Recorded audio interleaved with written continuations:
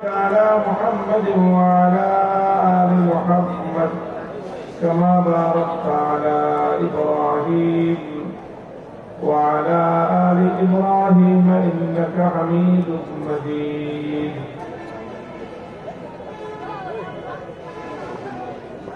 সম্মানিত সভাপতি উপস্থিত মুরব্বী کرام শ্রদ্ধাভাজন আমার বয়োজ্যেষ্ঠ মুরব্বী সাহেবান সমবেত ইসলাম প্রিয় কোরআন প্রেমী তৌহিদি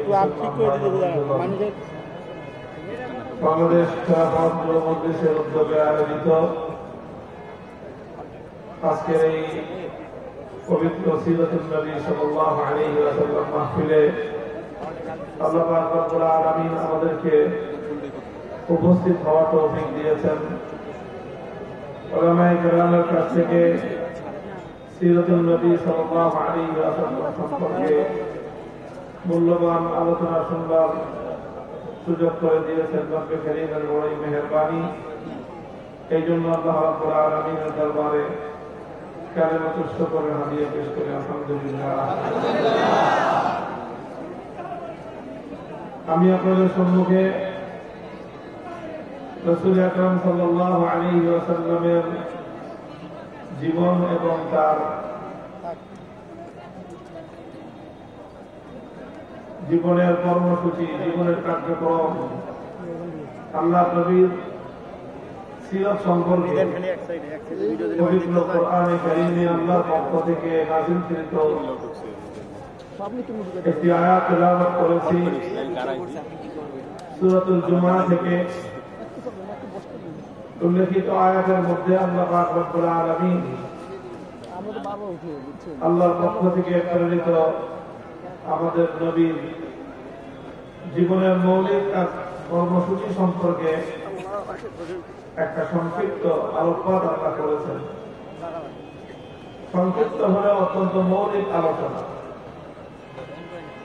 আমরা জানি নবী আকরাম সাল্লাল্লাহু আলাইহি ওয়াসাল্লাম যেই যুগে যেই সমাজে প্রেরিত হয়েছিলেন সেই যুগ এবং সেই সমাজটা কোনো ভালো সুন্দর কোনো সমাজ ছিল না। সেই যুগটা অত্যন্ত ভয়াবহ এবং নৃশংস এক যুগ ছিল। ইতিহাসে সেই যুগটাকে বলা হয় আইয়ামে জাহেলিয়া, বর্বরতার যুগ, অন্ধকার যুগ, হিংস্রতার যুগ। যত খারাপ অভিধা দেওয়া যায় সমস্ত খারাপ অভিধায় অভিহিত ছিল সেই সময়ের যুগগুলো। সেই সময়ের মানুষ ইতিহাসের নিকৃষ্টতম মানুষের পরিণত হয়েছিল। সেই বর্বর যুগের নিকৃষ্ট মানুষ। আর তার উপর আরব বেদুইনদের সময় না ছিল তাদের মধ্যে কোনো শিক্ষা, না ছিল কোনো সভ্যতা। এরকম একটা জাতির কাছে আল্লাহ নবী প্রেরিত হয়েছিলেন। মাত্র 23 বছর তিনি এমন কিছু কাজ করেছিলেন যেই কাজের মাধ্যমে আল্লাহ নবী এমন একটা জাতি, এমন একটা সমাজ গঠন করতে সক্ষম হয়েছিলেন, যেই যুগের পরিবর্তন তিনি করতে সক্ষম হয়েছিলেন। যেটা ছিল জাহেলিয়াতের যুগ, যেটা ছিল বর্বরতার যুগ, সেই যুগটা পৃথিবীর ইতিহাসের স্বর্ণযুগে পরিণত হয়ে গেল। যে মানুষগুলো সবচেয়ে বর্বর মানুষ ছিল সেই মানুষগুলো পৃথিবীর ইতিহাসের সবচেয়ে সুন্দর সোনার সফল মানুষের পরিণত হয়ে গেল। আজও পর্যন্ত পৃথিবী সেই মানুষগুলোর কথা স্মরণ করে এবং সেরকম সোনার মানুষ পৃথিবীতে আর কোনদিন আসবে না। এটা কিভাবে সম্ভব হয়েছে? রাসূল আকরাম সাল্লাল্লাহু আলাইহি ওয়াসাল্লাম এই আমল পরিবর্তন কেমন ভাবে সাধন করেছিলেন এটা আজ আমাদের জানার প্রয়োজন। কারণ আজ এখন আমরা যে যুগে বসবাস করছি এটাও একটা জাহেলিয়াতের যুগ, এটাও একটা বর্বরতার যুগ। সেই যুগের জাহেলিয়াতের সাথে আজকের যুগের জাহেলিয়াতের পার্থক্য হলো এই, সে যুগের জাহেলিয়াত ছিল প্রাচীনকালের জাহেলিয়াত, আর আজকের জাহেলিয়াত হলো আধুনিক যুগের জাহেলিয়াত। সেই জাহেলিয়াতটা ছিল শুধুমাত্র প্রাচীন যুগের একটা অসভ্যতার জাহেলিয়াত, আর আজকের যুগের জাহেলিয়াত এটা অত্যন্ত শক্তিশালী, এটা বিজ্ঞান নির্ভর, প্রযুক্তি নির্ভর শক্তিশালী এক জাহেলিয়াত। এই জাহেলিয়াতকে পরিবর্তন করে, এই জাহেলিয়াতকে পরাস্ত করে যদি আমরা চাই একটি সুন্দর পৃথিবী গড়তে, সুন্দর সমাজ গড়তে, আমাদেরকে আল্লাহ রাসূল সাল্লাল্লাহু আলাইহি ওয়াসাল্লামের সেই কর্মসূচির দিকে প্রত্যাবর্তন করা ছাড়া বিকল্প কোনো রাস্তা নাই। এই জন্য সিরাত মাহফিলের আলোচনার উদ্দেশ্য হলো যে আসুন আমরা চেষ্টা করব যে আমরা আল্লাহ রাসূল সাল্লাল্লাহু আলাইহি ওয়াসাল্লামের পালিত কর্মসূচিকে আমাদের জীবনের কর্মসূচি হিসেবে গ্রহণ করে আমরাও আমাদের জীবনকে সেভাবে পরিচালিত করব, আমাদের সমাজে আমরা সেই কাজ বাস্তবায়ন করব যে কর্মসূচির মাধ্যমে নবী আকরাম সাল্লাল্লাহু আলাইহি ওয়াসাল্লাম সেই জাহেলিয়াতকে পরিবর্তন করে একটি শান্তি সুখের সমাজ গড়েছিলেন। আমরা আজকে এই নব্য জাহেলিয়াতকে পরাস্ত করে এই জাহেলিয়াতের কবর রচনা করে তার উপর শান্তির নীড় তৈরি করব ইনশাআল্লাহ। আল্লাহ পাক রব্বুল আলামিন আমাদেরকে বুঝবার তৌফিক দান করেন। আমিন। মুহতারাম হাজিরিন, আমরা বলে থাকি কোরআনে কারীমের যে আয়াত আমি তেলাওয়াত করেছি আপনাদের সম্মুখে, সেই আয়াতের মধ্যে আল্লাহ রাসূল সাল্লাল্লাহু আলাইহি ওয়াসাল্লামের জীবনের কিছু মৌলিক কর্মসূচির কথা তুলে ধরা হয়েছে। আল্লাহ নিজেই বলেছেন, হুয়াল্লাযী বা'আসা ফিল উম্মিয়্যিনা রাসূলাম মিনহুম ইয়াতলু আলাইহিম আয়াতিহি ওয়া ইউযাক্কিহিম ওয়া ইউআল্লিমুহুমুল কিতাবা ওয়াল হিকমাহ ওয়া ইন কানু মিন ক্বাবলু লাফী দালালিন মুবিন। আল্লাহ পাক রব্বুল আলামিন আল্লাহর নবীকে সবচেয়ে শক্তিশালী যে জিনিসটা দিয়েছিলেন দুনিয়ার মানুষের সংশোধনের জন্য, দুনিয়ার অবস্থা পরিবর্তন করার জন্য, দুনিয়ার মানুষকে বর্বর যুগ থেকে আলোর যুগে নিয়ে আসার জন্য শক্তিশালী, সবচেয়ে শক্তিশালী যে হাতিয়ার আল্লাহ রব্বুল আলামিন তার নবীকে দিয়েছিলেন, সেই শক্তিশালী মাধ্যমের নাম হলো কিতাবুল্লাহ বা আল্লাহর কোরআনে কারীম। এই কোরআন, এটাই ছিল নবী আকরাম সাল্লাল্লাহু আলাইহি ওয়াসাল্লামের জীবনের তার বিপ্লবের প্রধান হাতিয়ার। কোরআনকে কেন্দ্র করে, এই কোরআনকে দিয়েই আল্লাহর নবী তার সেই ঐতিহাসিক বিপ্লব সাধন করেছিলেন। কোরআনকে কেন্দ্র করে নবী আকরাম সাল্লাল্লাহু আলাইহি ওয়াসাল্লাম চারটি কাজ করেছেন। কয় কাজ? চার কাজ করেছেন আল্লাহর কোরআনকে কেন্দ্র করে। কোরআনের উপর আল্লাহর নবী চারটি মেহনত করেছেন এবং সেই চার মেহনত উম্মতের মধ্যে তিনি জিন্দা করেছেন। প্রথম মেহনত হলো ইয়াতলু আলাইহিম আয়াতিহি।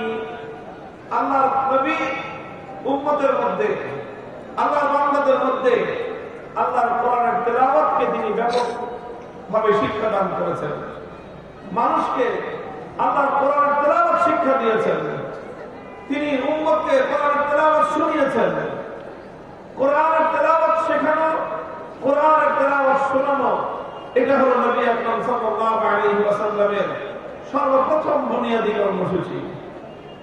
কোরআনের তেলাওয়াতের মাধ্যমে নবী আকরাম সাল্লাল্লাহু আলাইহি ওয়াসাল্লাম তার বিপ্লবী কর্মসূচির সূচনা করেছিলেন।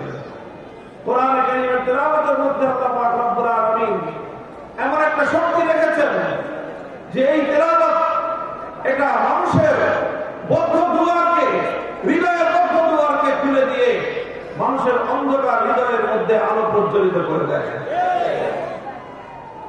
এই জন্য নবী আকরাম সাল্লাল্লাহু আলাইহি ওয়াসাল্লামের সর্বপ্রথম কর্মসূচি হলো তেলাওয়াতে কিতাবুল্লাহ তথা কোরআনে কারীমের তেলাওয়াত।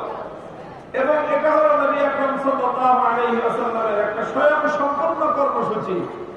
শুধু তেলাওয়াত কিতাবুল্লাহ, এটাই আল্লাহর নবীর বিপ্লবী কর্মসূচির সবচেয়ে বুনিয়াদী কর্মসূচি ছিল।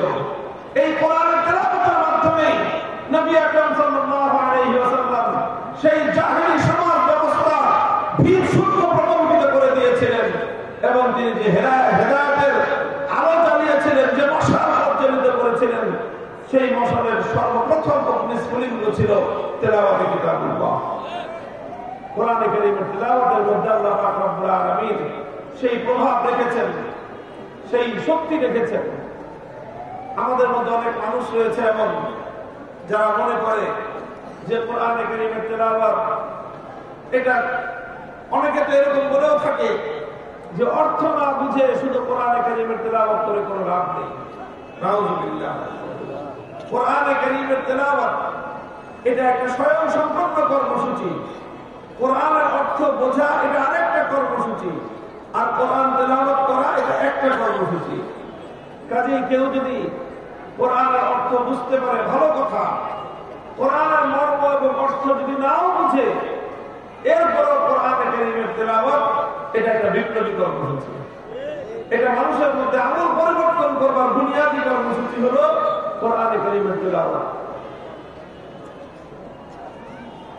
এই জন্য যারা মনে করে যে না বুঝে পড়লে কোরআনে কারীমের তেলাওয়াতের দ্বারা কোনো লাভ নেই, তারা মূলত আল্লাহর কোরআনকে অবমূল্যায়ন করে। তারা কোরআনে কারীমকে দুনিয়ার আর 10টা গ্রন্থের সঙ্গে একই পাল্লায় পরিমাপ করে।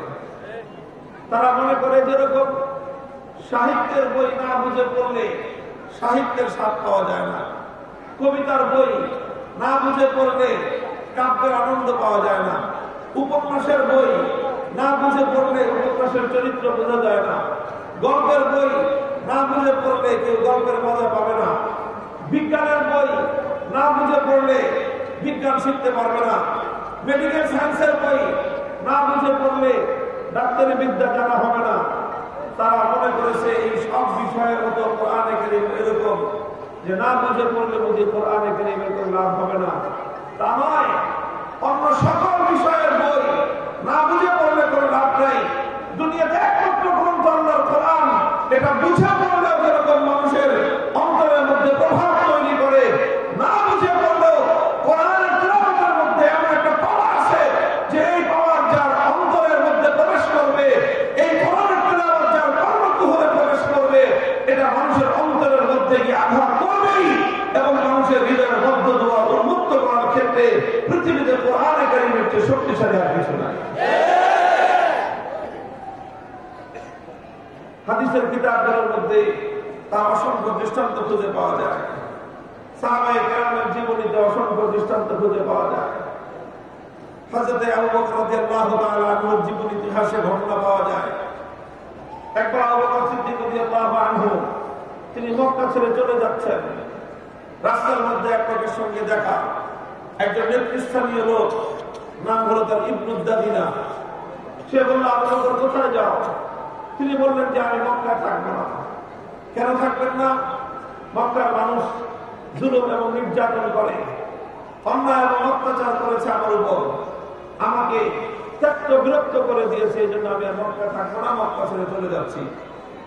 ইবনুদ দাদিনা বলল যে না, আবু বকর তোমার মতো লোক মক্কা ছেড়ে চলে যেতে পারে না।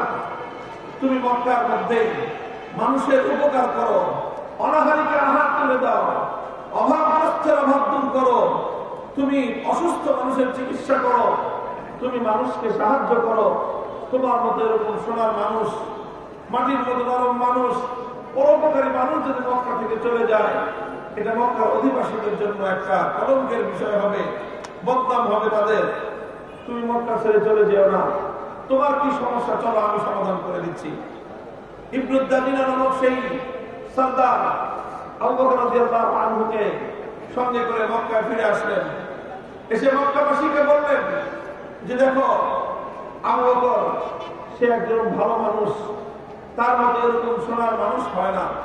এই লোকটাও যদি তোমাদের অত্যাচারে অতিষ্ঠ হয়ে মক্কা ছেড়ে চলে যায়, তাহলে গোটা আরবের মধ্যে মক্কার মানুষের বদনাম হয়ে যাবে যে আবু বকরের মতো একজন ভালো মানুষ মক্কায় থাকতে পারে না। এই জন্য আবু বকর মক্কায় থাকবে, আমি দায়িত্ব নিচ্ছি, তোমরা কেউ আবু বকরকে ডিস্টার্ব করবে না। মক্কার লোকেরা বলল ঠিক আছে, আবু বকর থাকবে, থাকুক। আবু বকর আমাদের বাপদাদার ধর্ম ত্যাগ করে মুহাম্মাদের ধর্ম গ্রহণ করেছে সাল্লাল্লাহু আলাইহি ওয়াসাল্লাম। আমরা না হয় সেটাও মেনে নিলাম। আবু বকর মুহাম্মাদের ধর্ম প্রচার করে, আমরা না হয় সেটাও মেনে নিলাম।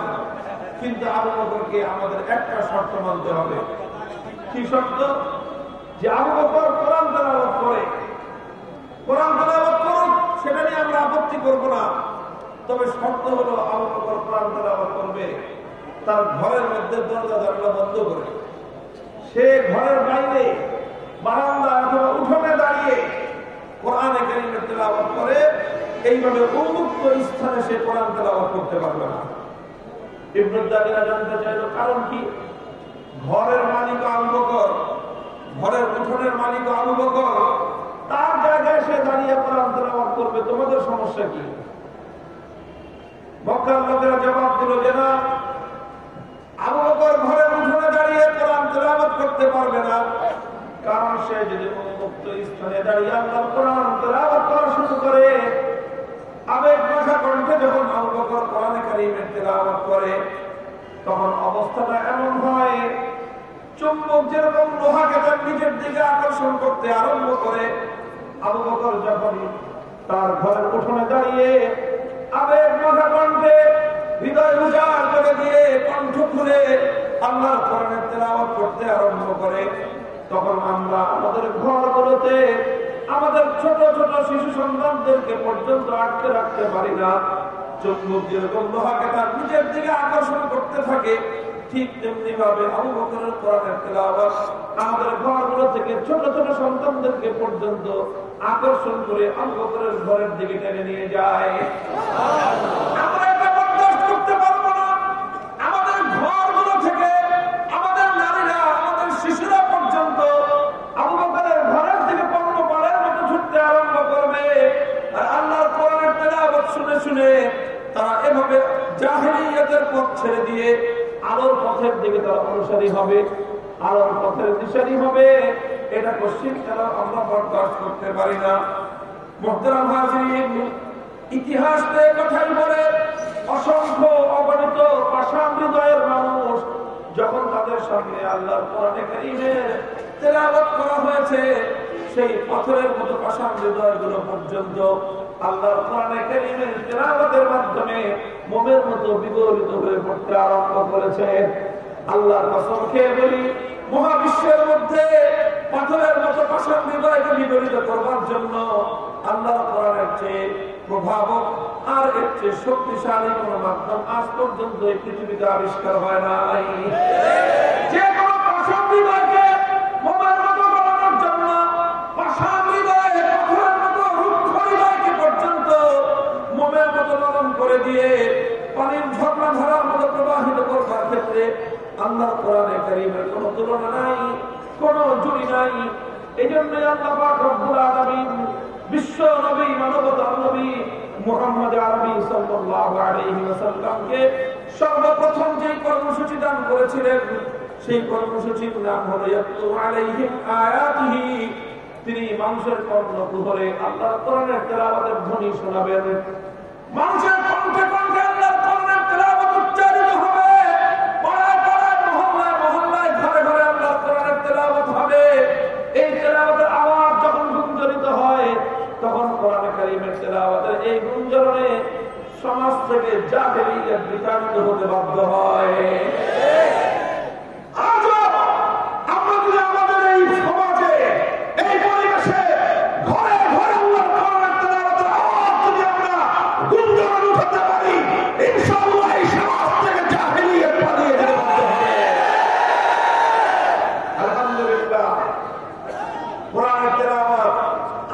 চলছে, কিছু কিছু মেহনত চলছে, মাদ্রাসাগুলো মেহনত করছে। আমরা আমাদের সংগঠনের পক্ষ থেকে বিভিন্ন সময়ে মানুষকে কোরআনের তেলাওয়াত শেখানোর জন্য উদ্যোগ গ্রহণ করে থাকি। আমরা চাই এই সমাজ পরিবর্তন হোক, এই জাহেলিয়াত পরিবর্তন হোক, এই বর্বরতার অবসান ঘটুক, এই অসভ্যতার অবসান ঘটুক, এই অশ্লীলতার অবসান ঘটুক। এজন্য আজ আমরা বাংলার মাটিতে একটা আওয়াজ তুলতে চাই। মাদ্রাসা শিক্ষায় কোরআনের শিক্ষা রয়েছে, কওমি মাদ্রাসায় কোরআনের শিক্ষা রয়েছে, আলিয়া মাদ্রাসায় কোরআনের শিক্ষা শিক্ষা রয়েছে, সেই সঙ্গে জাতীয় শিক্ষা ব্যবস্থায় মুসলমানদের ট্যাক্সের পয়সা দিয়ে প্রাইমারি স্কুলগুলো চলে, মুসলমানদের ট্যাক্সের পয়সা দিয়ে মুসলমানদের সন্তানদেরকে প্রাইমারি স্কুলগুলোতে বাংলা, অঙ্ক, ইংলিশ, ইতিহাস, ভূগোল অনেক বিষয় শিক্ষা দেওয়া হয়। এমনকি এখন তাদেরকে পিটি শিক্ষা দেওয়ার জন্য শিক্ষক নিয়োগ করা হয়, নাচ গানের জন্য পর্যন্ত নর্তকীর শিক্ষা দেওয়ার জন্য ব্যবস্থা গ্রহণ করা হচ্ছে। অথচ মুসলমানদের সন্তানদের প্রাইমারি স্কুলে আমরা কোরআন শিক্ষা দেওয়ার কোনো ব্যবস্থা নাই। বাংলায় 90% মুসলমানদের দেশে প্রাইমারি স্কুলে মুসলমানদের সন্তানদের কোরআন শিক্ষা দেওয়ার জন্য প্রতিটি প্রাইমারি স্কুলে একজন নুরানি মুআল্লিম বিশুদ্ধ কোরআন তেলাওয়াত শিক্ষাদানকারী শিক্ষক নিয়োগ করতে হবে। যদি এটা করা যায়, এই প্রাইমারি লেভেল থেকে ইনশাআল্লাহ নতুন সমাজ গঠনের কর্মী তৈরি হওয়া শুরু হবে। জাহেলিয়াত এবং বর্বরতা মূল উৎপাদন হওয়া শুরু হবে। এটা আমরা শুধুমাত্র দাবি হিসেবে বলছি, কিন্তু বলতে বলতে আমাদের এই কথা যদি কর্তৃপক্ষের কান দিয়ে প্রবেশ না করে, কানে কিভাবে পানি ঢোকাতে হয় সে ব্যবস্থা তৌহিদি জনতা, কোরআন প্রেমিক জনতা গ্রহণ করতে পারছে।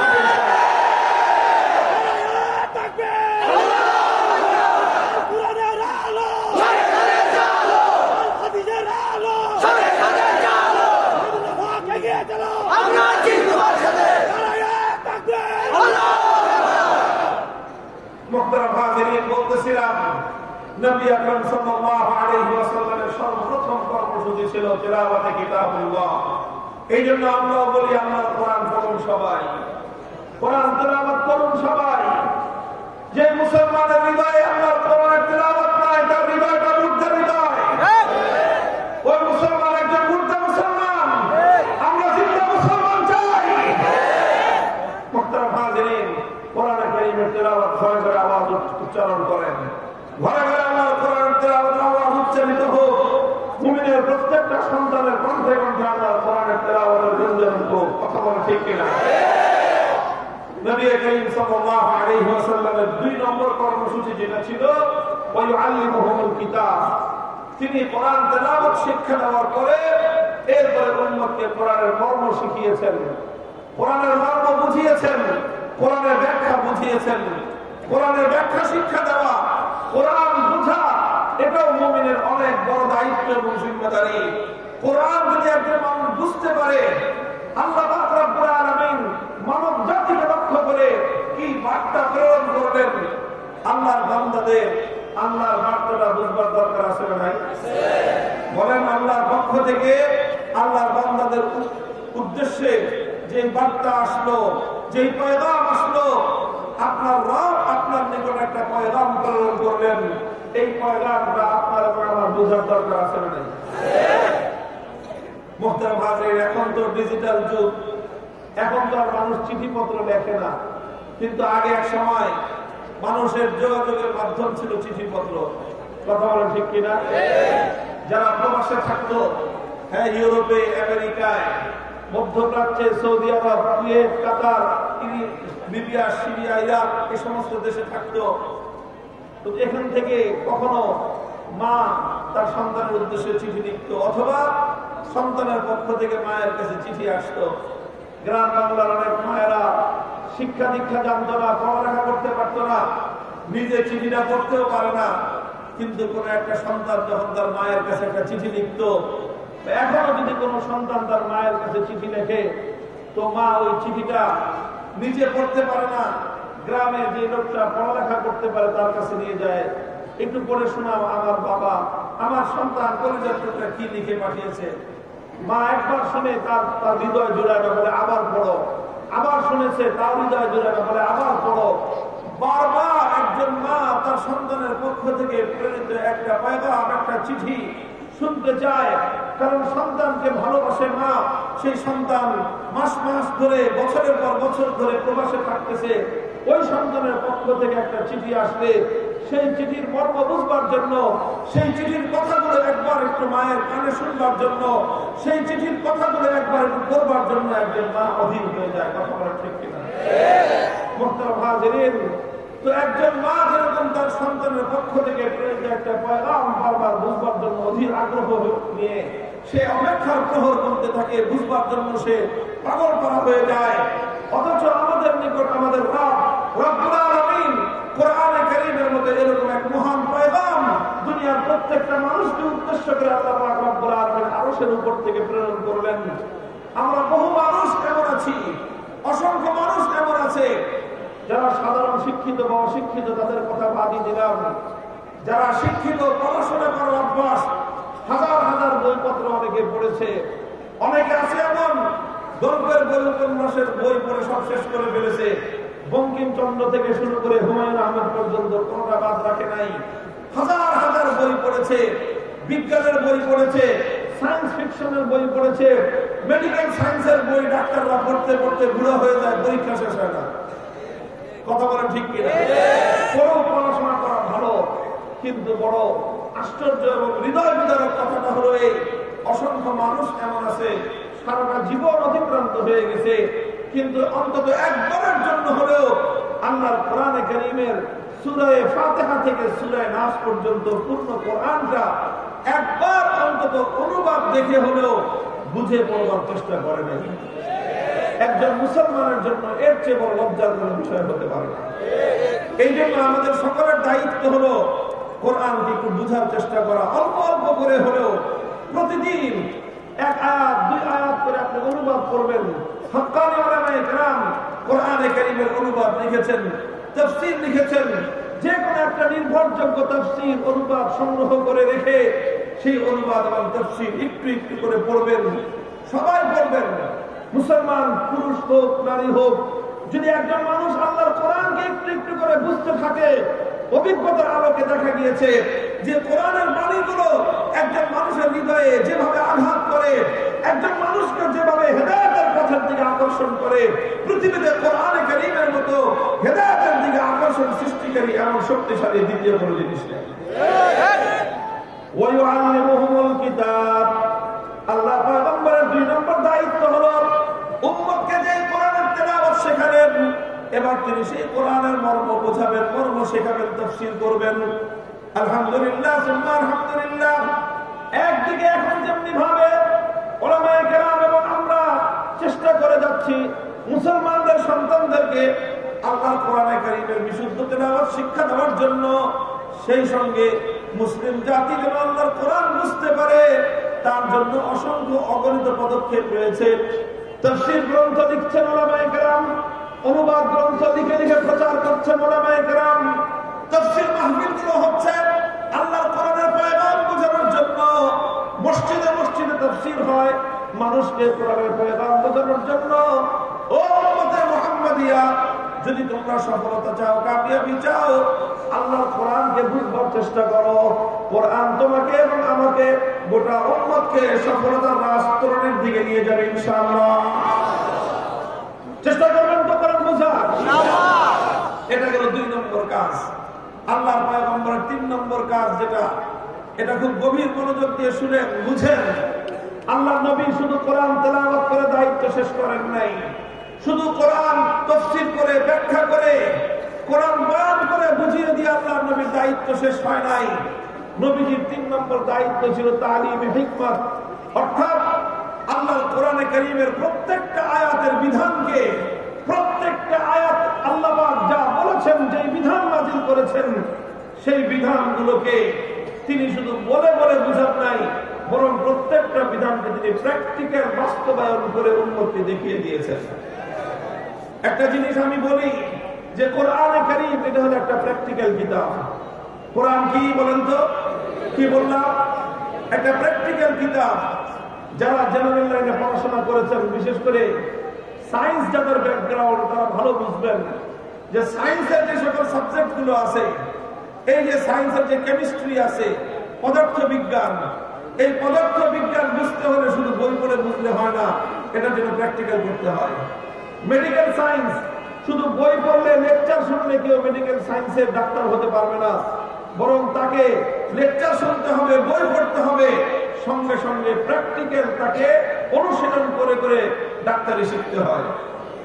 ঠিক তদ্রূপ কোরআনে কারীম শুধু তেলাওয়াত করেই মানুষ বুঝতে পারবে না, কোরআনের শুধু ব্যাখ্যা শুনে আর ব্যাখ্যা পড়ে একজন মানুষ কোরআনকে আত্মস্থ করতে পারবে না, বরং কোরআনে কারীমকে আল্লাহ পাক রব্বুল আলামিন নবীজিকে দায়িত্ব দিয়েছিলেন যে আমার এই দুনিয়ার মানুষকে, আমার বান্দাদেরকে, আপনার উম্মতকে আপনি কোরআনের এক একটা আয়াতের বিধান বাস্তবায়ন করে প্র্যাকটিক্যাল দেখিয়ে দিয়ে যান। আর আল্লাহ নবী সেটা দেখিয়েছেন। যেরকম আল্লাহর কোরআনের আয়াত নাযিল হয়েছে, আল্লাহ পাক নাযিল করেছেন আকিমুস সালাত, সালাত কায়েম করো। আল্লাহ নবী তেলাওয়াত করেছেন, এক নম্বর দায়িত্ব পালন হয়েছে। অর্থ বুঝিয়েছেন, সালাতের অর্থ কি, ইকামতের অর্থ কি, 2 নম্বর দায়িত্ব পালিত হয়েছে। এরপর আল্লাহ নবী 3 নম্বর দায়িত্ব পালন করেছেন, তিনি নামাজ আদায় করেছেন। নামাজ দেখিয়ে দেখিয়ে তিনি তার উম্মতকে, সাহাবীদেরকে বলেছেন, সাল্লু কামা রাআইতুমুনি উসাল্লি, হে আমার উম্মত, শুধুমাত্র আমার কাছ থেকে শুনে শুনে নামাজ পড়বে না, বরং আমাকে যেভাবে নামাজ পড়তে দেখেছো, আমাকে নামাজ প্র্যাকটিক্যাল দেখে দেখে তোমরা নামাজ শেখো। আল্লাহর নবী বিদায় হজে গিয়েছেন, 100 লক্ষ সাহাবায়ে কেরামকে সঙ্গে নিয়ে হজ করতে গিয়েছেন। আর উম্মতকে, সাহাবায়ে কেরামকে বলেছেন, খুযু আন্নী মানাসিকাকুম, হে আমার উম্মত, হজের এক একটা আমল তোমরা আমাকে দেখে দেখে প্র্যাকটিক্যাল শিখো। আল্লাহর নবী তার জিন্দেগিতে 27টা জিহাদে নিজে সরাসরি অংশগ্রহণ করে উম্মতকে দেখিয়েছেন কিভাবে আল্লাহর দ্বীনের জন্য জিহাদ করতে হয়। উম্মতকে শিখিয়েছেন, প্র্যাকটিক্যাল দেখিয়েছেন কিভাবে আল্লাহর দ্বীনের জন্য রক্ত দিতে হয়, প্র্যাকটিক্যাল দেখিয়েছেন কিভাবে আল্লাহর দ্বীনের জন্য ত্যাগের কোরবানি স্বীকার করতে হয়, দেখিয়েছেন কিভাবে বাতিলের মোকাবেলা করতে হয়, কিভাবে কুফর এবং তাগুতের বিরুদ্ধে সিনা টান করে সামনের সম্মুখের সারিতে গিয়ে যুদ্ধের ময়দানে বুক টান করে বাতিলের মোকাবেলা করতে হয়। এটা শুধু মুখে বর্ণনা করে বয়ান দিয়ে আল্লাহ নবী বোঝান নাই, প্র্যাকটিক্যাল করে করে তিনি দেখিয়েছেন।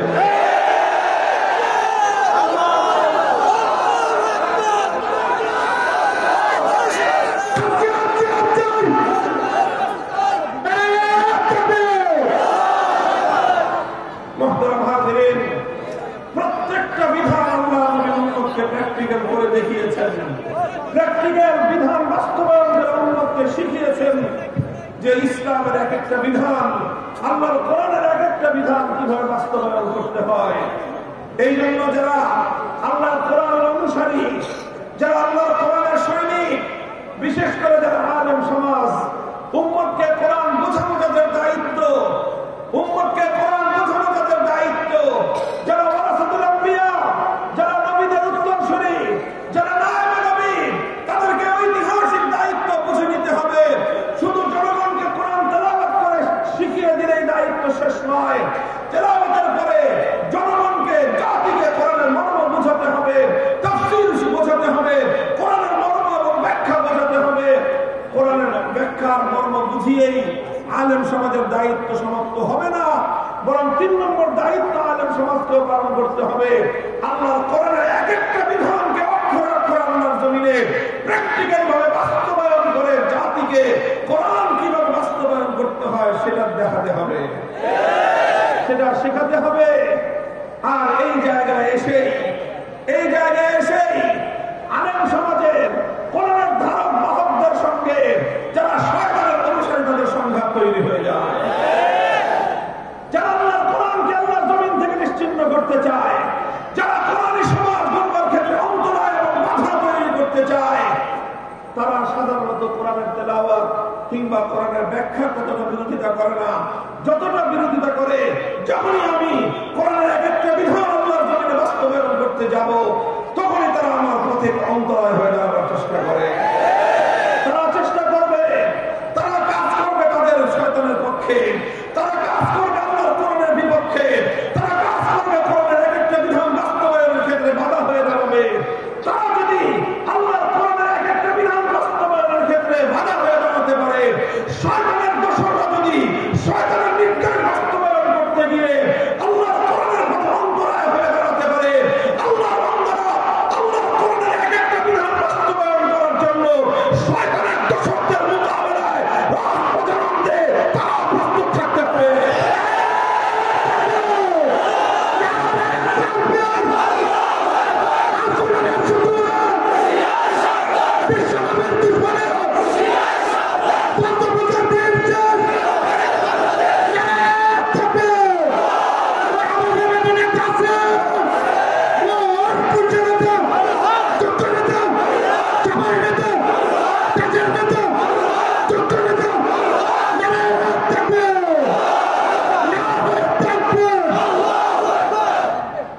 মুহতারাম হাজিরিন, অনেক অনেক বিধান রয়েছে কোরআনে কারীমের।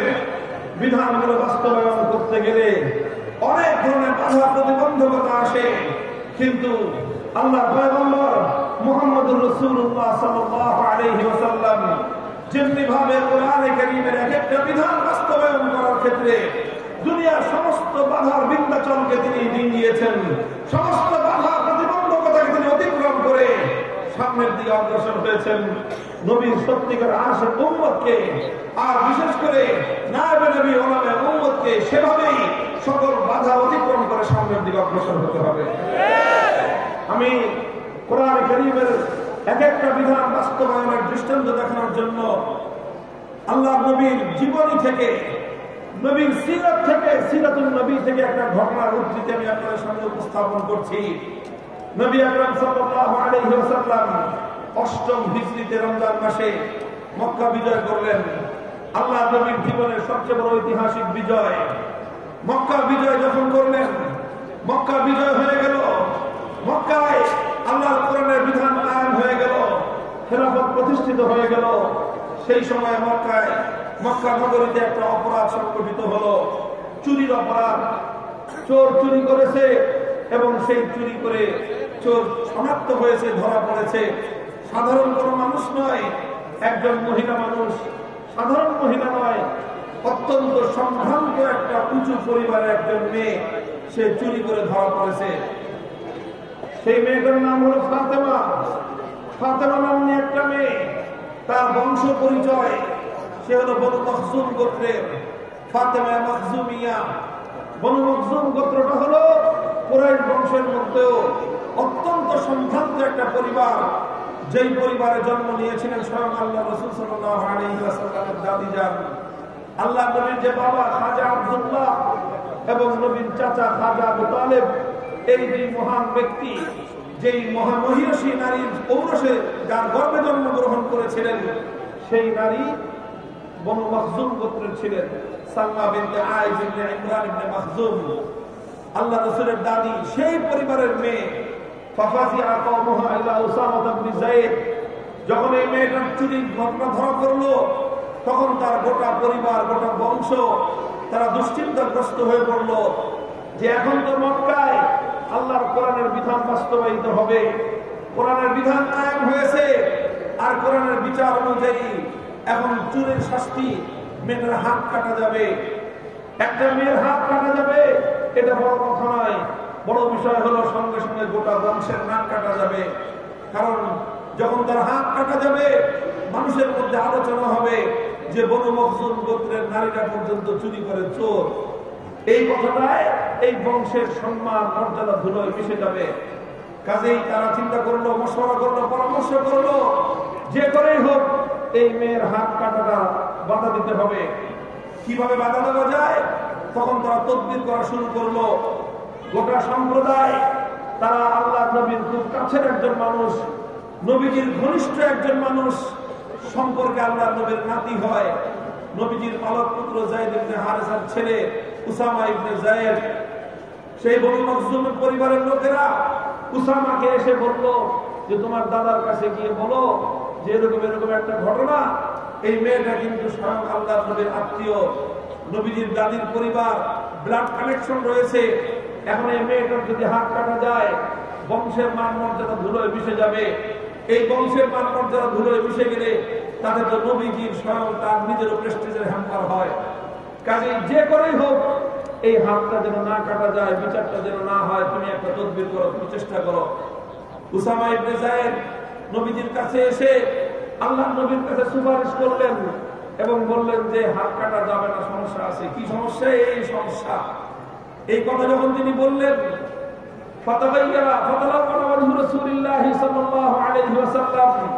হাদিসের কিতাবের ভাষ্য, আমার নবীর চেহারার রং বদলে গেল।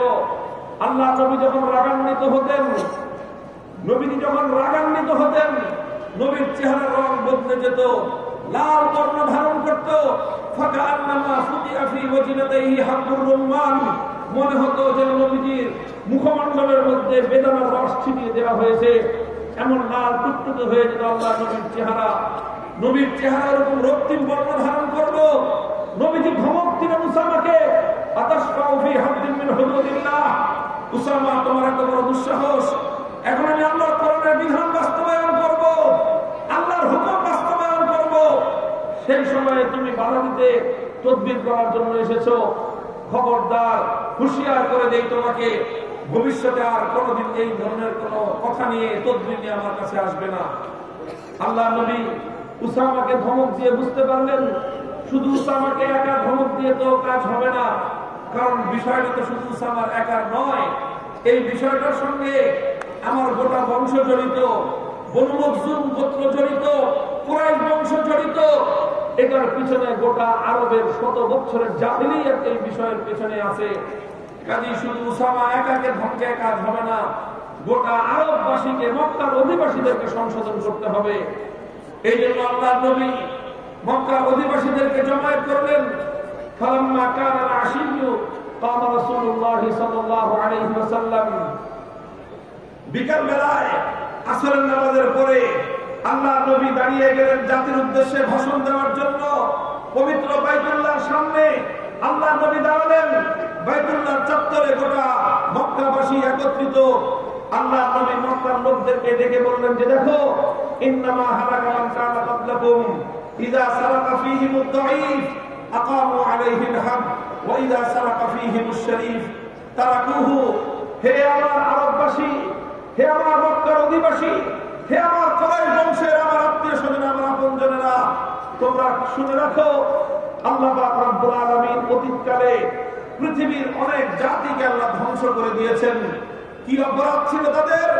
তাদের অপরাধ ছিল যখন তাদের মধ্যে কোন প্রভাবশালী মানুষ, কোন সম্ভ্রান্ত মানুষ, কোন পাওয়ারফুল ক্ষমতাবান মানুষ, কোন শক্তিশালী মানুষ যখন তাদের মধ্যে কোন অপরাধ করত, কোন টাকা পয়সাওয়ালা শিল্পপতি অথবা কোন ক্ষমতাবান রাজনৈতিক নেতা অথবা কোন পাওয়ারফুল কোন সম্ভ্রান্ত কোন ব্যক্তি, প্রভাবশালী ব্যক্তি, এমপির সারা, মন্ত্রীর দুলাভাই, চেয়ারম্যানের খানু, এই জাতীয় লোকজন, প্রভাবশালী লোকজন, শিল্পপতি, টাকা পয়সাওয়ালা, ইন্ডাস্ট্রিয়ালিস্ট, রাজনৈতিক নেতা, এই জাতীয় লোকেরা যখন তাদের মধ্যে অপরাধ করত, তখন সেই লোকের উপর কোন আইনের শাসন প্রয়োগ করা হতো না, নানা সিস্টেম করে তাদেরকে পার করে দেওয়া হতো।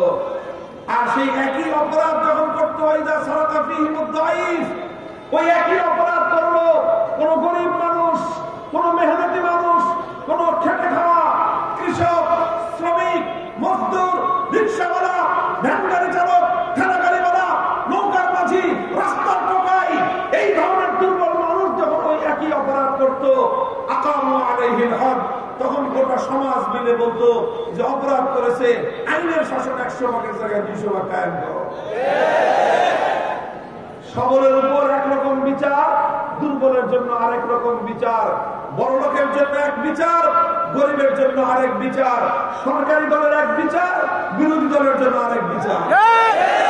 আল্লাহ নবী বলেন, যখন কোন সমাজের মধ্যে এইরকম বৈষম্য সৃষ্টি হয়, যখন কোন সমাজের মধ্যে এই ধরনের বৈষম্য দেখা দেয়, এই বৈষম্য করা, বিচার ব্যবস্থার মধ্যে এরকম বৈষম্য তৈরি করা, এটা মামুলি কোনো অন্যায় নয়, এটা ছোটখাটো কোনো অপরাধ নয়, বরং এটা এত জঘন্য অপরাধ, যেই সমাজের বিচার ব্যবস্থায় বৈষম্য তৈরি হয়, যেই সমাজের মধ্যে একদল মানুষের জন্য এক বিচার, আরেকদল মানুষের জন্য আরেক বিচার, একই অপরাধ করলে একজনের সাজা হবে, ওই একই অপরাধ করলে আরেকজন পার পেয়ে যাবে, এমন বৈষম্য যেই সমাজে তৈরি হয়, সেই সমাজকে আমার আল্লাহ পাক ধ্বংস করে দেন। মুহতারাম হাজিরিন, নবী আকরাম সাল্লাল্লাহু আলাইহি ওয়াসাল্লাম সেই জাতিকে কথা বোঝালেন, সুতরাং বৈষম্য করা যাবে না। তোমরা মনে করেছো, তকবীর নিয়ে এসেছো আমার কাছে যে আমার আত্মীয়, আমার রক্তের সম্পর্ক, আমার দাদির পরিবারের লোক অপরাধ করেছে, এই জন্য মনে করেছো যে আমি তাকে ছেড়ে দিব, আমি তার উপর আল্লাহর কোরআনের বিধান বাস্তবায়ন করবো না, এই কথা মনে করে তোমরা আমার কাছে তদবিরের জন্য তোমরা উসামাকে পাঠিয়েছো। শুনে রাখো আরবের মানুষ, শুনে রাখো, ওয়াল্লাহি লা আন্না ফাতিমা বিনত মুহাম্মাদিন সারাকাত লাকাতাতিয়াতাহা যে কথাটা বললেন সেই কথাটা যদি সহিহ হাদিসের মধ্যে বর্ণিত না হতো, পৃথিবীর কোন মানুষ নিজের মুখে সেই কথা উচ্চারণ করার সাহস পেত না। আল্লাহর নবী বললেন, আমি আল্লাহর নামে শপথ করে বলতেছি, আজ আমার গোত্র, আমার দাদির পরিবারের, আমার রক্তের সম্পর্কে ওই বনু মখজুম গোত্রের মেয়ে ফাতেমা নয়। আজকে যদি আমি মুহাম্মদুর রাসূলুল্লাহর কলিজার টুকরা, আমার আদরের দুলারি, জান্নাতের সরদারনি আমার মেয়ে ফাতেমা যদি চুরি করে ধরা পড়তো, খোদার কসম খেয়ে বলি আমি আল্লাহর নবী তার হাত কেটে দিতে এতটুকু বিলম্ব করতাম না। মুহতারাম হাজিরিন, এই হলো ইসলামের বিধান। এভাবে আল্লাহর পয়গম্বর, আল্লাহর নবী এক একটা কোরআনের বিধান সমাজে বাস্তবায়ন করেছেন। একটা একটা করে বিধান বাস্তবায়ন করে আল্লাহর নবী সমাজের গভীর থেকে সমস্ত জাহিলিয়াত এবং বর্বরতার শেকড় শুদ্ধ উপরে ফেলেছিলেন। এরপরে সেই সমাজে মানবতার ফুল বাগান তৈরি হয়েছিল। এরপরে সেই সমাজের মধ্যে আলোকিত সমাজ তৈরি হয়েছিল। এরপরে সারা পৃথিবীকে তারা আলো বিকিরণ করতে পেরেছিল। মুহতারাম হাজিরিন, এই জন্য আমি বলি, এই যে বিচার ব্যবস্থার যে বৈষম্য, আজ এ কথা বলতে বাধ্য। আমরা একটা দেশে বসবাস করছি, একটা সমাজে বসবাস করছি। আমরা এই সমাজ নিয়ে অনেকে গর্ব করি, অহংকার করি এই দেশ নিয়ে। আমরা তো বলি এখন, আগে বলতাম স্বাধীনতা পেয়েছি 5ই আগস্টের পরে, তো বলি দ্বিতীয় স্বাধীনতা।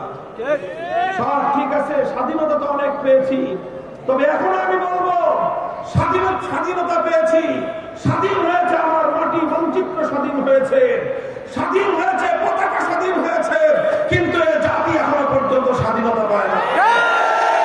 মানচিত্রের স্বাধীনতা পেয়েছি, পতাকার স্বাধীনতা হয়েছে, জাতির স্বাধীনতা এখনো পর্যন্ত হয় নাই। বলবেন কেমন জাতির স্বাধীনতা হয় নাই?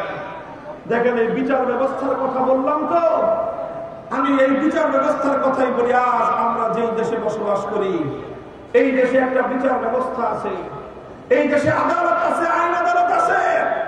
আদালতে বিচারপতি সাহেবান বিচার করে থাকেন, সব আছে। কিন্তু যেই কথাটা না বললেই নয়, তিক্ত বাস্তবতা হলো এই বিচার ব্যবস্থার মূল কথা হলো এই, টাকা আছে যার, বিচার আছে তার। টাকা নাই যার, বিচার নাই তার। এটা আপনারা কতটা বুঝেন আমি জানি না। যারা আমার মতো কারাগারের অন্ধকার প্রকোষ্ঠে থেকেছেন, আর কারাগারের সেই অন্ধকার জগতে, কারাগারের সেই দুর্ভেদ্য দেয়ালের মধ্যে বন্দী মানবতার আত্মনাদ যারা শুনেছেন, অসংখ্য অগণিত দারিদ্র পীড়িত, অসংখ্য অগণিত সাধারণ আয়ের দুষ্ট দুঃখ কষ্ট ক্লিষ্ট সেই মানুষের চেহারাগুলো যারা দেখেছেন, তাদের হাহাকার চিৎকারের আত্মনাদ যারা শুনেছেন, তারা এই কথার বাস্তবতা বুঝতে পারবেন। মনে করেন যে একটা অপরাধ করেছে 4-5 জনে মিলে, 4-5 জনকে পুলিশে ধরলো, যে কোনো ভাবে ধরা পড়লো। 4-5 জনের মধ্যে মনে করেন 2 জন হলো শিল্পপতির ছেলে, আর 3 জন হলো ঠেলা গাড়িওয়ালা, রিক্সাওয়ালার ছেলে। এখন কি হবে? যারা কোটিপতি সঙ্গে সঙ্গে গিয়ে 1 লাখ, 2 লাখ, 5 লাখ যত টাকা লাগে টাকা খরচ করে বড় বড় উকিল, ব্যারিস্টার, আইনজীবী ভাড়া করবে। কথা বলেন? বাস সে আইনজীবী মুখ করবে, 7 কোর্টে না হয় 10 কোর্টে যাবে, 10 কোর্টে না হয় হাইকোর্টে যাবে। 1 মাস, 2 মাস, 3 মাস, 6 মাসের মাথায় জামিন হয়ে মুখ খুলিয়ে এসে বের হয়ে আসবে। একই মামলায় কেস পার্টনার রিক্সাওয়ালার ছেলে, ওই রিক্সাওয়ালার কপালে 1 লক্ষ টাকা জোগাড় করা জীবনে সম্ভব নয়। যার নুনন্তে পান্তা ফুরায়, যার প্রতিদিন তার অসুস্থ মায়ের জন্য চিকিৎসার খরচ জোগাড় করতে যার ঘাম ঝরাতে হয়, যার অসুস্থ স্ত্রীর চিকিৎসা করার সামর্থ্য তার নাই, যার দরিদ্র পীড়িত সন্তানের একটা আহ্লাদ, একটা শখ পূরণ করার সামর্থ্য যার নাই, তার কপালে 50,000, 1 লাখ টাকা জোগাড় করে উকিলের হাতে তুলে দিয়ে উকিলকে ভাড়া করে তারপরে জামিন চাওয়ার সামর্থ্য তার নাই। এখন যেহেতু তার পক্ষে বড় উকিল নাই, তার জামিনও নাই। মাসের পর মাস কেটে যায়, বছর পেরিয়ে, যুগ পেরিয়ে যায়, কিন্তু বড় উকিলও ভাড়াও করতে পারে না, আর তার কপালে জামিনও জুটে না। এইরকম কয়টা দৃষ্টান্ত দেখবেন? কয়টা? বাংলাদেশের কারাগারগুলোতে প্রায় 70 থেকে 80,000 বন্দী আছে। এই 80,000 বন্দীর মধ্যে অসংখ্য অগণিত বন্দী এমন আছে শুধুমাত্র দারিদ্র্যের কারণে, গরিব হওয়ার কারণে, অর্থনৈতিক অসঙ্গতির কারণে নামজাদা উকিল ব্যারিস্টার ধারা করার সামর্থ্য তাদের নাই। অনেকে বলবে গরিব দুঃখীর মামলার ব্যয় বাংলাদেশ সরকার দেয়, এটা লেখা থাকে কোর্টে এবং বিভিন্ন থানার গারদে। কিন্তু জানেন তো সরকার তো দেয়, কিন্তু কত দামে যে কত চাই দেয়। সরকারের ওই উকিলকে পাইয়া নিজের মামলা চালাইতে ওই উকিলের পিছনে যে কি পরিমাণ তেল ঢালতে হয়, কেউ যদি সরকারি উকিলের পিছনে পড়ছে তো তার খবর আছে।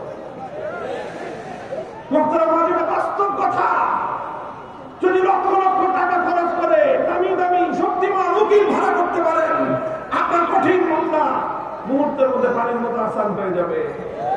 আপনি উকিল ভাড়া করতে পারবেন না, বড় ব্যারিস্টার আপনার পক্ষে দাঁড়াবে না, সাধারণ মামলা আপনার জন্য জটিল হয়ে যাবে। এটাই হলো বর্তমান বিচার ব্যবস্থার সার কথা। যারা বিচার ব্যবস্থার সাথে সম্পৃক্ত আছেন আমার উপর রাগ করেন না, আমাদের উপর রাগ করেন না। আমি কোনো উকিলের বিরুদ্ধাচরণ করি নাই, বলছি কিছু। উকিলদের একটা পেশা, উকিলদের পেশা, ডাক্তারদের যেরকম ডাক্তারি করা যেরকম পেশা, উকিলদের ওকালতি করা তাদের পেশা। এই পেশায় পেশাজীবী হিসেবে তারা কাজ করে তাদের সংসার চালায়, টাকা পয়সা ইনকাম করে, সহায় সম্পত্তি করে। কাজেই তারা তো মানুষের কাছ থেকে টাকা পেলে কাজ করবে, এটা স্বাভাবিক। সমস্যা তো উকিলদের নয়, সমস্যা ব্যারিস্টারদের নয়, সমস্যা বিচারপতিদের নয়, সমস্যা হলো বিচার ব্যবস্থা।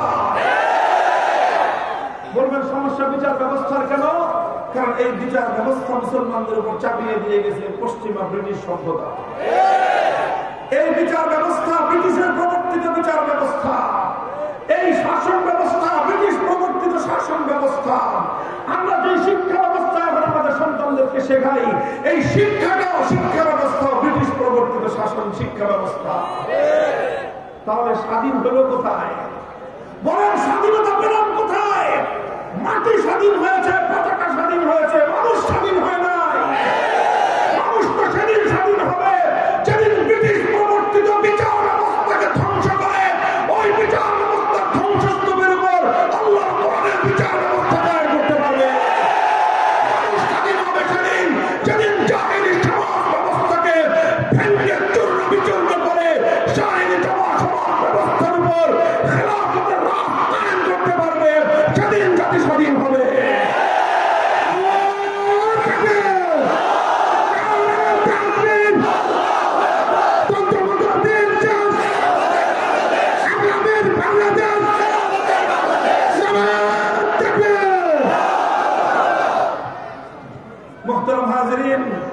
ইসলাম প্রবর্তিত বিচার ব্যবস্থা যদি কায়েম হয়, ধনী দরিদ্রের মধ্যে বৈষম্যের কোন সুযোগ থাকবে না।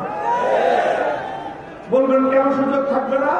সুযোগ এই জন্য থাকবে না কারণ ইসলামী বিচার ব্যবস্থায় উকিল রাখার কোন সিস্টেমই নেই। ভাই, যে বাদী যে বিবাদী দুজন উভয়ে কাজীর দরবারে সশরীরে উপস্থিত হয়ে যাদের বক্তব্য দিবে, তার পক্ষ থেকে কোনো উকিল বক্তব্য দিতে পারবে না। কাজেই যখন বাদী নিজেরটা নিজে বলবে, বড় লোক হোক আর গরিব লোক হোক সে তার কথা বলবে, বিবাদী বড় লোক আর গরিব লোক হোক সে তার কথা বলবে। বড় লোকের 1 পয়সা খরচ হওয়ার প্রয়োজন নাই, গরিবের 1 পয়সা খরচ হওয়ার প্রয়োজন নাই। তদন্ত করতে হলে রাষ্ট্রীয় খরচে তদন্ত করা হবে, আদালতের খরচে তদন্ত করা হবে। রাষ্ট্র সেই খরচ দিবে, সরকার সেই খরচ দিবে, আদালত সেই খরচ দিবে। সুতরাং ধনী গরিব যাদের মধ্যে মামলা মোকদ্দমা হোক, বৈষম্যের কোন সুযোগ ইসলামী বিচার ব্যবস্থায় না। এই জন্য হ্যাঁ মুসলমান, শুধু সিরাতুন নবীর ওয়াজ শুনলে কাজ হবে না। আল্লাহর পয়গম্বর যেই বৈষম্যহীন সমাজ গড়বার জন্য, ইনসাফ ভিত্তিক সমাজ গড়বার জন্য আমার নবী আল্লাহর জমিনে প্রেরিত হয়েছিলেন। নবীর উম্মতেরা ওঠো, দাঁড়াও, সাফাত করো, বৈষম্যমূলক এই সমাজ ব্যবস্থা ভেঙে গুড়িয়ে দিতে হবে।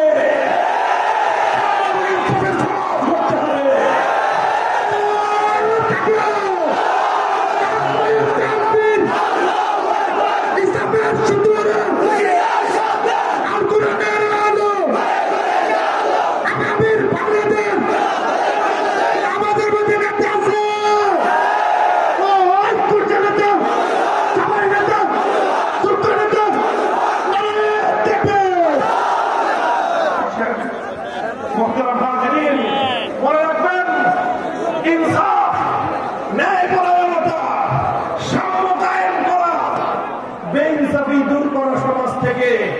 এটা শুধুমাত্র বৈষম্যহীন বৈষম্য বিরোধী ছাত্র নেতৃবৃন্দের দায়িত্ব একা নয়। বৈষম্যহীন সমাজ গড়া, ইনসাফপূর্ণ সমাজ গড়া, সমাজ থেকে, রাষ্ট্র থেকে, জাতির মধ্য থেকে সমস্ত অন্যায়, অবিচার, বেইনসাফি দূর করার দায়িত্ব সমস্ত উম্মতে মুহাম্মাদী, বিশেষ করে আলেম সমাজের দায়িত্ব এটা। আল্লাহ কোরআন সূরাতুল হাদীদের মধ্যে আল্লাহ বলেছেন, লাকাদ আরসালনা রুসুলানা বিল বায়িনাত ওয়া আনজালনা মাআহুমুল কিতাবা ওয়াল মিজান লিয়াকুমান নাসু বিল কিসতি। আল্লাহ বলেছেন, আমি সমস্ত নবী রাসূল দুনিয়াতে প্রেরণ করেছি, সমস্ত আসমানী কিতাব আমি নাযিল করেছি। মৌলিক একটা উদ্দেশ্য হলো মানব সমাজের মধ্যে ইনসাফ কায়েম করা। আমাদের আলেমদের কাছ থেকে, হুজুরদের কাছ থেকে এক শ্রেণীর মানুষ ইনসাফের কথা, বৈষম্যহীন দেশ গড়ার কথা, সমাজ গড়ার কথা শুনতে চায় না। তারা শুধু আমাদের কাছ থেকে ওয়াজ শুনতে চায়, আখিরাতের ওয়াজ। তারা শুধু আমাদের কাছ থেকে শুনতে চায় কবরের ওয়াজ। তারা বলে, হুজুর মাটির নিচে যা আছে বলেন, আসমানের উপরে যা আছে বলেন। আসমানের নিচে আর মাটির উপরে যা আছে যত রাজনীতিবিদরাই বলবে। এটা আরেকটা জাহেলিয়াত। আজ এই ব্রিটিশ প্রবর্তিত পশ্চিমা এই ধোঁকাবাজির রাজনীতি, এই বিলাসিতার রাজনীতি, এই পুঁজিবাদের রাজনীতি, এটাই সমাজকে ধ্বংস করে ছেড়েছে। এই ধোঁকাবাজির রাজনীতি সর্বপ্রথম লক্ষ কোটি মুসলমানের ঈমান হরণ করেছে। সমাজকে, মুসলমানদেরকে ইহুদি এবং খ্রিস্টানদের গোলামে পরিণত করেছে। হে মুসলমান, আল্লাহর কোরআন যে রাজনৈতিক দর্শন দিয়েছে, তুমি মুসলমান যদি রাজনীতি করতে হয়, কোরআনের বাইরে রাজনীতি কোনো মুসলমান করতে পারে না। সে আওয়াজ তুলতে হবে আজকে, সে কথা বলতে হবে বলিষ্ঠ কণ্ঠে। হে আমাদের যুব সমাজ, বিশেষ করে তরুণ সমাজ, মেহনতি সমাজ, ছাত্র সমাজ, তোমরা যদি দাঁড়িয়ে যাও, ইনশাআল্লাহ আগামী বাংলাদেশ হবে আন্দোলনের বাংলাদেশ।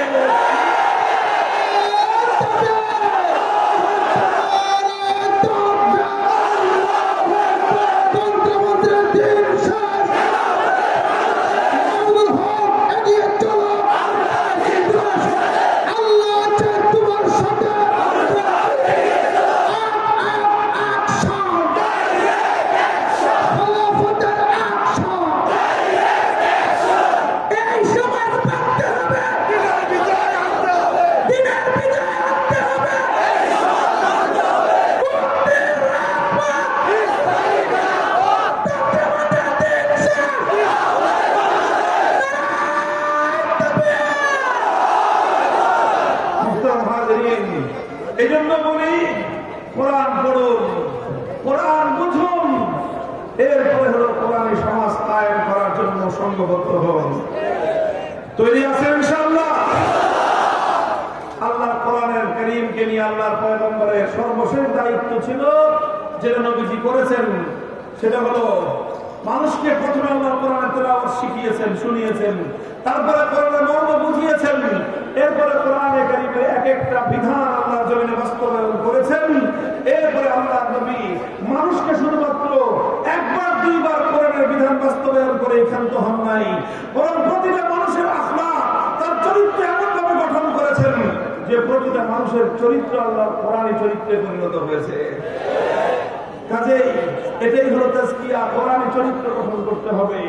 কোরআনী চরিত্র গঠন করার জন্য কোরআনী সমাজ গড়তে হবে। কোরআনী সমাজ গড়ার জন্য আল্লাহর কোরআনকে বুঝতে হবে, অনুধাবন করতে হবে। এইভাবে আল্লাহর কোরআনকে কেন্দ্র করে একটা সমাজ আমরা গড়তে চাই। আমাদের সঙ্গে আপনারা কাজ করবেন তো ইনশাআল্লাহ? দেখেন, আমাদের দুনিয়ার কোনো স্বার্থ নাই, রাজনৈতিক কোনো ধান্দা আলহামদুলিল্লাহ আমাদের নাই। আমরা আমাদের ব্যক্তিগত কোনো স্বার্থে আপনাদেরকে আহ্বান জানাই না। আমাদের একমাত্র আহ্বান আল্লাহর কোরআনের পক্ষে। আমাদের একমাত্র আহ্বান আল্লাহর নবী যেই সমাজ দুনিয়াতে কায়েম করে, উম্মতের সামনে যে মডেল, যে আদর্শ পেশ করে গিয়েছেন, আমরা সেই আল্লাহর নবীর মডেলের উপরে একটা সমাজ করতে চাই। আলহামদুলিল্লাহ, বাংলাদেশ ধীরে ধীরে সেদিকে অগ্রসর হয়ে যাচ্ছে। কথা বলেন ঠিক না বেশি? এদেশের তরুণ সমাজ জাগতে শুরু করেছে। এদেশের তরুণ সমাজ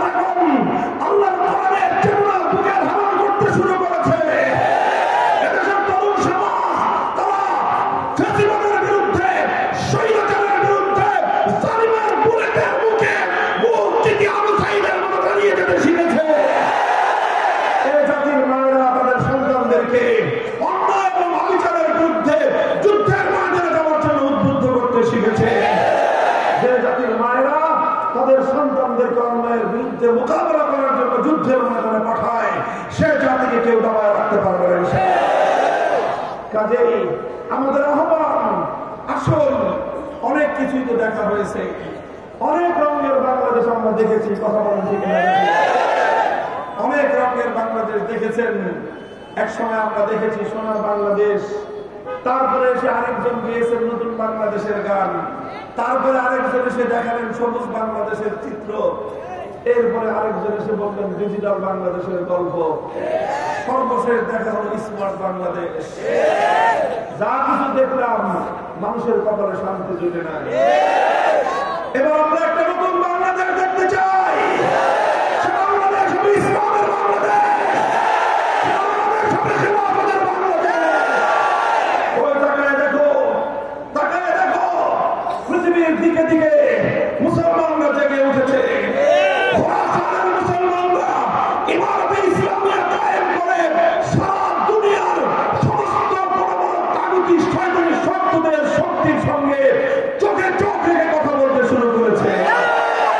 সারা পৃথিবীকে তার টক্কর দিয়ে পৃথিবীর কোন আধুনিক রাষ্ট্রের কোন সমর্থনের প্রয়োজন হয় নাই।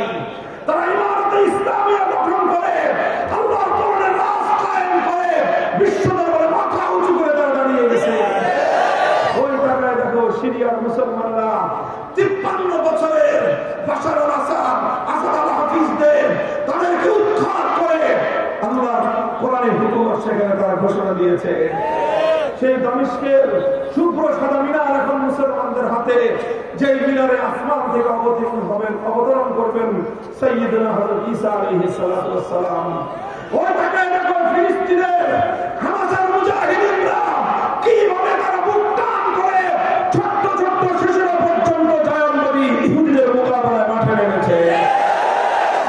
খোরাসান থেকে ফিলিস্তিন, দামেস্ক থেকে নিয়ে বাগদাদ পর্যন্ত মুসলমানরা যেভাবে জেগে উঠছে, আল্লাহর কসম খেয়ে বলি ইনশাআল্লাহ ইসলামের এই অগ্রযাত্রা রুখে দেওয়ার সাধ্য পৃথিবীর কোন শক্তির হবে না। এখন কথা হলো, আমরা বাংলাদেশের মুসলমান ঘুমায় থাকবো না, জেগে উঠবো। যদি জেগে উঠো, আলহামদুলিল্লাহ 5ই আগস্টের বিপ্লব আমাদের চোখে আঙুল দিয়ে দেখিয়ে দিয়েছে বিপ্লবের জন্য অনেক বড় রাজনৈতিক দলের প্রয়োজন নাই, বড় নেতার দরকার নাই। মানুষ যখন সাহস নিয়ে, মানুষ যখন হিম্মত নিয়ে, ঘাম ঝরিয়ে, অশ্রু দিয়ে আল্লাহর দরবারে সাহায্য প্রার্থনা করে, শহীদি ঈদগাহে বুকে রক্ত দেওয়ার জন্য প্রস্তুত হয়, সেই মাটিতে বিপ্লব চলে আসে। প্রস্তুত আছেন সবাই? যুবক, তোমার এই যৌবন দিয়েছেন কে? তোমার এই ধমনীতে রক্তের প্রবাহ দিয়েছেন কে? তোমার এই হৃদয়ে বুকের স্পন্দন দিয়েছেন কে? যদি জমিনে ঝরতে হয় আব্রাহাম লিঙ্কনের আদর্শের জন্য নয়, শেখ মুজিব জিয়াউর রহমানের আদর্শের জন্য নয়, কামাল মোজাদ্দেদ লেনিনের আদর্শের জন্য নয়, রক্ত দিতে হবে আল্লাহর জমিনে, আল্লাহর কোরআনের জন্য, আল্লাহর দ্বীনের জন্য দিতে হবে।